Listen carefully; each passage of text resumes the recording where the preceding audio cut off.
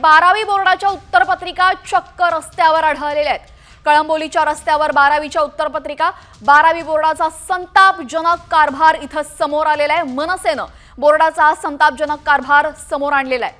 12वी बोर्डाच्या उत्तरपत्रिका आपण पाहतोय रस्त्यावर पडलेल्या बघायला मिळतात।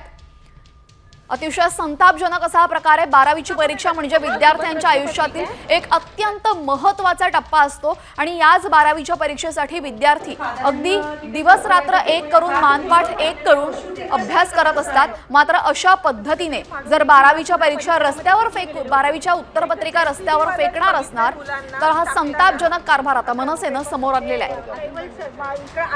12वीच्या उत्तरपत्रिका रस्त्यावर सापडल्या असून 12वी बोर्डाचा संतापजनक कारभार समोर आलेला आहे। की कृपया तुम्ही तुमचे मुलं ज्या शाळेत किंवा ज्या कॉलेजमधनं शिकलेले आहेत किंवा या संदर्भात अधिक माहितीसाठी आमचे प्रतिनिधी सिद्धेश म्हात्रे जोडले गेलेले आहेत। सिद्धेश, अत्यंत धक्कादायक असा हा प्रकार आहे। 12वीच्या उत्तरपत्रिका रस्त्यावर पडलेल्या आढळलेल्या आहेत, काय अधिकची माहिती आहे?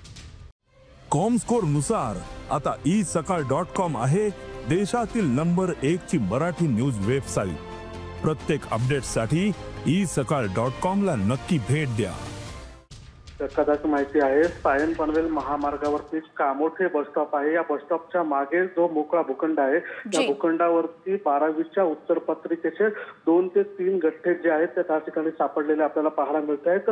एका मनसे कार्यकर्त्याच्या लक्षात हे 12वीच्या उत्तरपत्रिका असल्याचं लक्षात आल्यावरती त्यांनी तात्काळ या सर्व पेपर्स घेऊन हे कामोठे पोलीस स्टेशनमध्ये दाखल झालेले आहेत आणि कामोठे पोलीस जे आहेत हे पेपर नेमके कुठल्या शाळेचे आहेत, कुठल्या विद्यार्थ्यांचे ते याचा जो तपास आहे तो आता सुरू करतायत।